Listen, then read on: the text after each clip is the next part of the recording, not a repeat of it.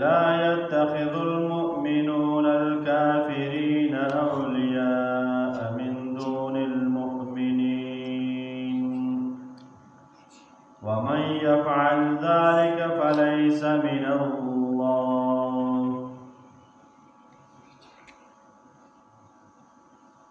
سورة آل عمران شروع. مخکیت کی اللہ رب العزت خبره ذکر کولا چې کافرو سره به دوستی څه دی دا نه ساتل کېږي بلکې مؤمنانو سره به دوستی وي. او بل دا کافر سره که بیا هم داسې تعلق دنیوي وي نو ټیک دی خو کوم د زړه راز وي هغه به ورسره هېڅ کله هم نه شریکوي او کافر ته به هر هغه فایده نه رسوي چې هغه د وجې نه سبا مسلمان ته نقصان او تکلیف رسېږي.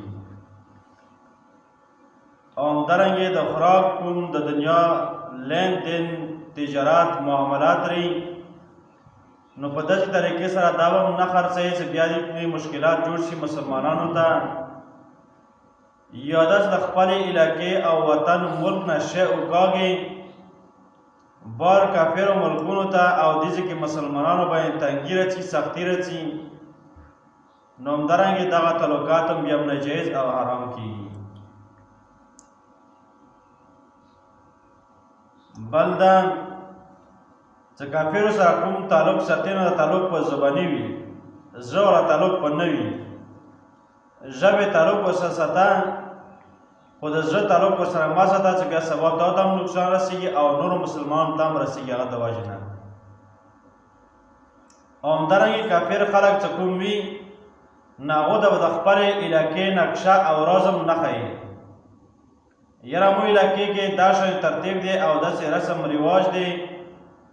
او همدارنګې د مو علاقې نقشه دا دی دې ځای کې فلانکی ځای دی دا ځای دی دا ځای دا هم نه ښیي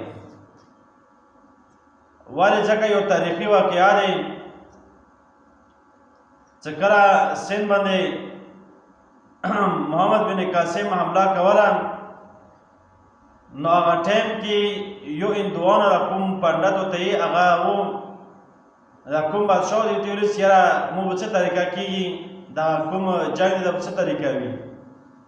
نو هغه ورته ویل چې یاره داسې کیسه دی د بادشاه له ښځه څه دی دا وشي او د دې کوم زیورات دی هغه مو راغلي دوره دوره او دا به پلانکي ځای ته به بیا د کوم تاسو سره مشر دی یعنې د ملا دی دا به بیا تاسو دې سره لوړه شي هغه ځای کې به دعا وکړي او دا کیسه به صحیح شي. نو چې کله دا روان شوي دي هغه ځای ته رسېدلي نو دې لاره کې څه حرکت کړی دی نو بیا مسلمانانو دا ګرفت کې راغلی دی ګرفتار یې کړي دي او د ښځې معلومات کوي نو وایي داسې پلانکي بادشاه او داسې کوم تاسو سره څه جنګ دی هغه ځای والا یم نو دی چې کله روانه کړې دی او سیده خپل ځای ته شی ورته رسولي نو دی چې نه کېدای شي ما به اوس دې ځای کې څوک حمله وکړي ما اوچته کړي نو د دې اده پر چې دا واقعه دی مختصر ده چې خپل کوم کیلې وه کیلې ته یې ننه راوسته چې کوم ځای کې بادشاه څملستل او کیلې ټول دروازې بند وي چې بیا یو ځای ورته وښیل اوبو نهر و او په دې باندې مناوځي او دې ځای کې به تاسو دا طریقه وي نو دې طریقې سره تاسو بیا دا کیله فتح کولی شو. نو دې د وجې نه کافر ته به د خپلې علاقې نقشه او د خپلې علاقې راز دی دا به نه ښیي بیا او په دې خبره بیا تاریخ کولی چې بیا هم نقصان رسېږي. دې آیت کې نور هم علماو تفسیر کړی دی خو موږ دا مختصرا بیان کړو چې کافر سره د هر قسم تعلق معنی دی هر هغه تعلق سره مسلمان ته نقصان رسېږي په کومې طریقې سره دا تعلق ناجایز او دینی معاملات خوش اخلاقي وغیره دا ورسره کولی شي او همدارنګې د زباني تعلق په ساتي د زړه تعلق په نه ساتي. بس دا مختصر.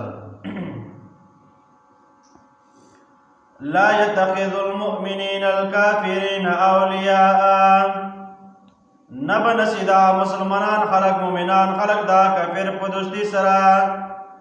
من دون المؤمنین سوا د مؤمنانو نه سوا د مسلمانانو نه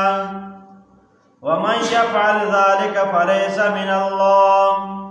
کچوم دا کارو کې نه کافر سره دوستی او تعلق قائم او برقرار وساتل جگہ دیجئے قرآن کریم کی اللہ تعالیٰ واضح اعلان کئی لا يتخذ المؤمنین الکافرین اولیاء من دون المؤمنین سوای د مؤمنانو نه که بیا هم چا د کافرو سره تعلق او ملګرتیا جاري وساتله نو نه به وي دا د الله تعالی طرف نه په هېڅ شي باندې هم مطلب دا چې د الله تعالی طرف نه به هېڅ دې باندې دلیل هم نشته دی او دا د ځان نه بیا دلایل وغیره پیش کوي او دا ملګرتیا جاري ساتي نو دوی دپاره بیا الله تعالی جهنم اور تیار کړی دی الا ان تتقوا منهم تقاتا مگر دا چې ځان وساتي په ځان ساتلو سره ويحذركم الله نفسه الله تعالی ویره باسي تاسو د خپل ځان نه ویره درکوي تاسو د خپل ځان نه په دې طریقې سره چې دنیا کې انسانانو ته ټولو ته اختیار ورکړی دی ګوره د الله تعالی صفت دی یو صفت رحمان دی مطلب دا دی ګوره الله تعالی په دنیا کې په هر چا مهربان دی کافر او همدارنګې مؤمن مرتد باندې هم ټول دا خپل نعمتونه ورکوي خو بیا رحیم صفت هم دی بیا رحم د دې خوی دی چې قیامت ورځې خالص په مؤمنانو باندې د دې رحم وي په کافرو باندې بیا هېڅ رحم نشته دی او بل دا چې د جهنم اور غضبونه تاسو ته دنیا کې قرآن کریم د پیغمبر احادیثو کې بیان دي نو یحذرکم الله نفسه الله تعالی ویره درکوي تاسو ته د خپل ځان نه وإلی الله المصیر بل دا چې تاسو پسې به الله تعالی طرف ته وي تاسو ټول به الله تعالی څخه یو ځلې بیا به راجمع کېږو ګوره اول یو ځلې راجمع شوي په عالم ارواح کې بیا تاسو دنیا ته تشکیل درکړه دنیا ته راوستولو بیا یو بل عالم کې زندگی تېره شوه چې هغه عالم برزخ دی عالم برزخ نه پاس بیا د قبر او د قیامت زندگی دی نو بیا به ټولو سره حساب کتاب کېږي او دا ټول به الله تعالی ته راجمع کېږي ان الله سریع الحساب یقینا د الله تعالی جلدی سره حساب کوونکی دی